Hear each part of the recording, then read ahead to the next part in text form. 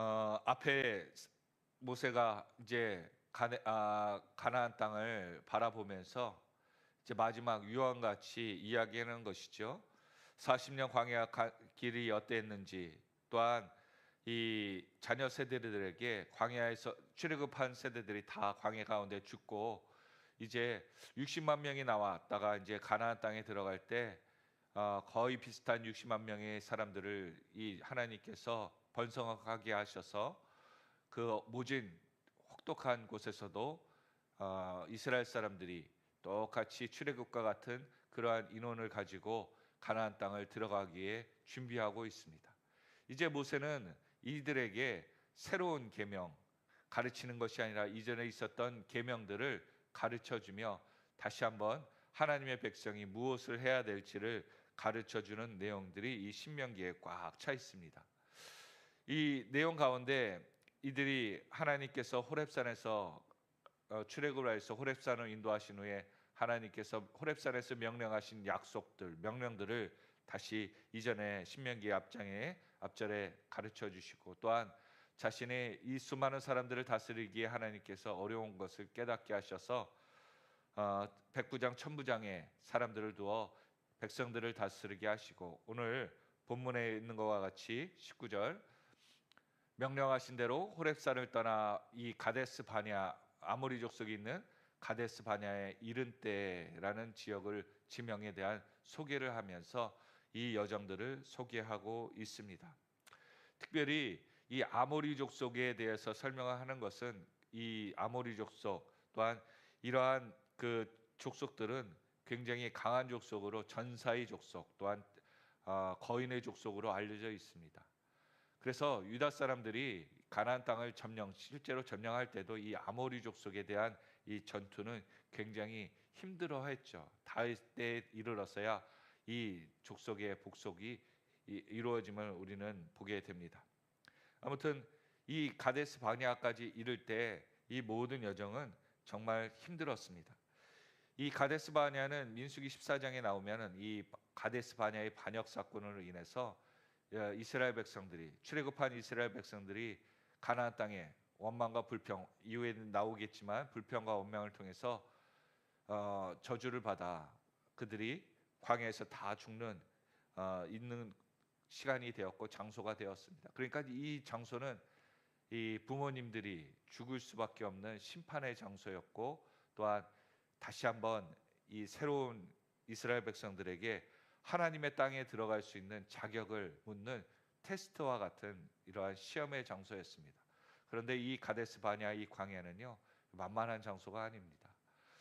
이 크고 두려운 광야를 지나 가데스 바냐에 이를 때 이 모든 광야의 내용들은요, 물이 귀했고, 또한 예전에 디스커버리인가요? 이런 그 프로그램에 보니까 이 유대인들이 지났던 땅들을 갖다가 이렇게 여정들을 보여주는데, 어느 한 지역에 보니까 아마 오늘 이야기했던 크고 두렵고 또한 어려운 지역을 얘기하는 것 같은데, 바위가요 암석처럼 이 그 송곳처럼 이렇게 뾰족하게 있는 것들이 촘촘히 땅에 깔려 있더라고요.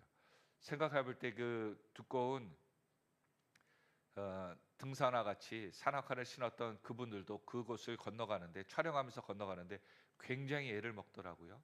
그리고 또 어떤 때는 너무 돌이 맨들맨들해서 둥그렇게 맨들해서 걸어가는데도 자꾸 발목을 겹치도록 그러한 지역도 있더라고요. 그 지역에 비가 온다면 물이 고일 수 있겠습니까? 다 밑으로 빠지고 흘러버리겠죠.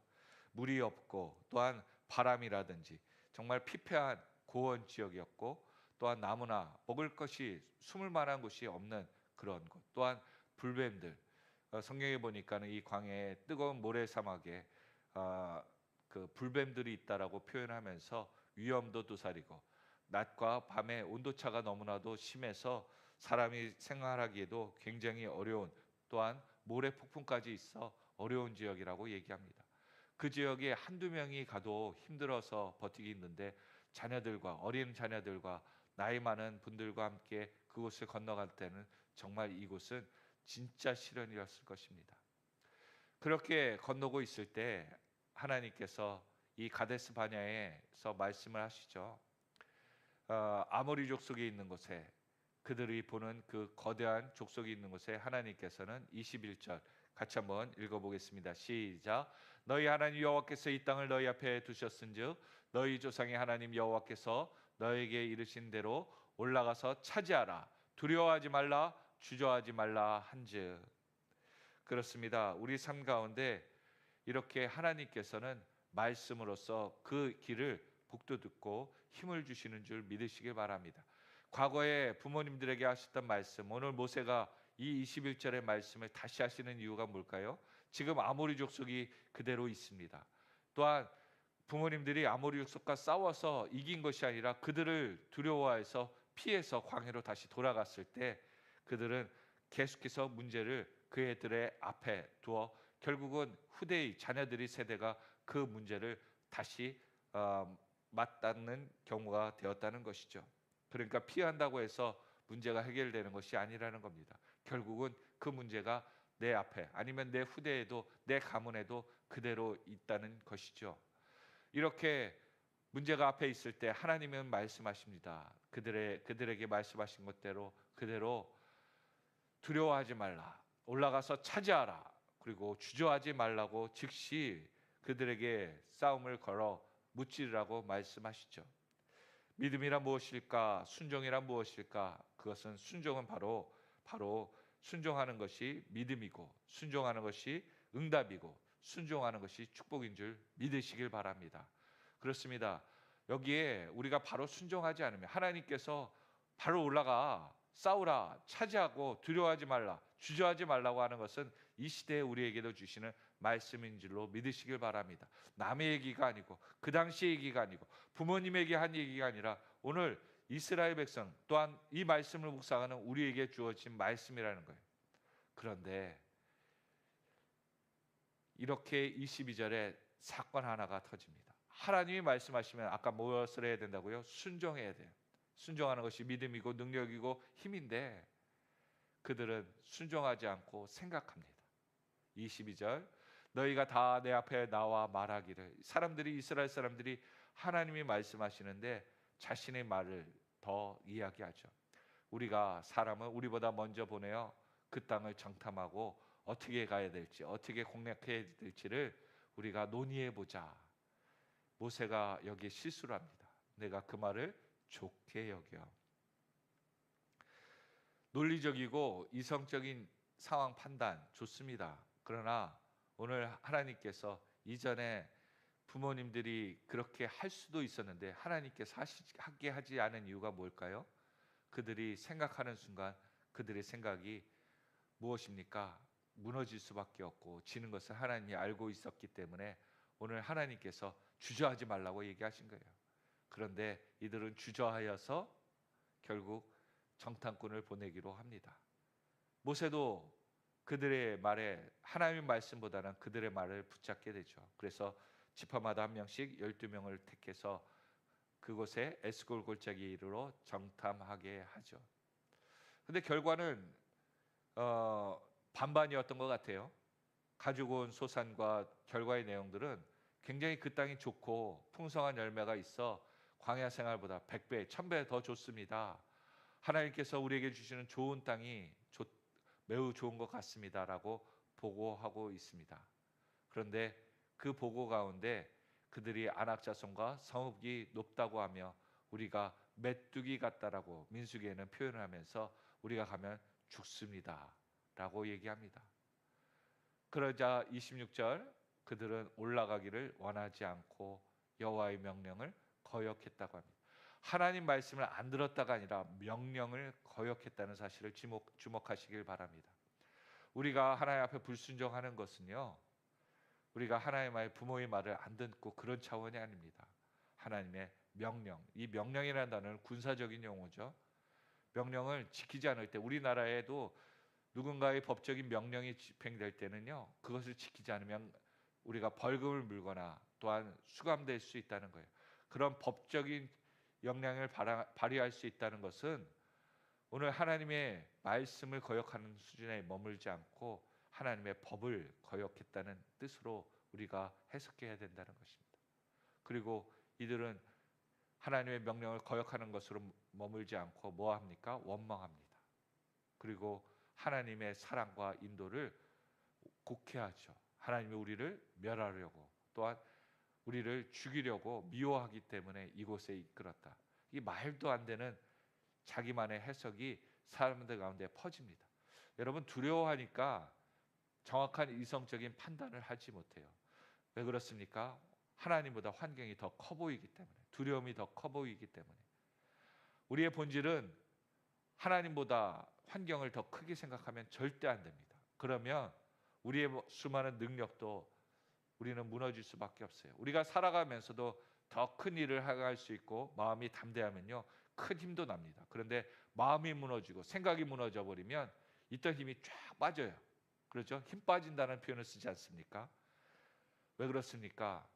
나에 대한 그 확신과 또한 그 나를 도울 수 있다는 그 능력에 대한 믿음이 사라져 버리면 그렇게 무너지는, 사단은 우리를 무너뜨릴 때 그렇게 무너뜨리는 겁니다. 하나님의 말씀을 잃어버리게 하고 환경을 더 커지게 해서 내가 뭔데, 내가 가진 게 뭔데 하면서 자신을 낮게 여기고 메뚜기같이 여겨서 무너뜨린다는 것이죠. 그리고 그들은 계속 얘기합니다. 우리가 어디로 가랴. 그리고 낙심합니다.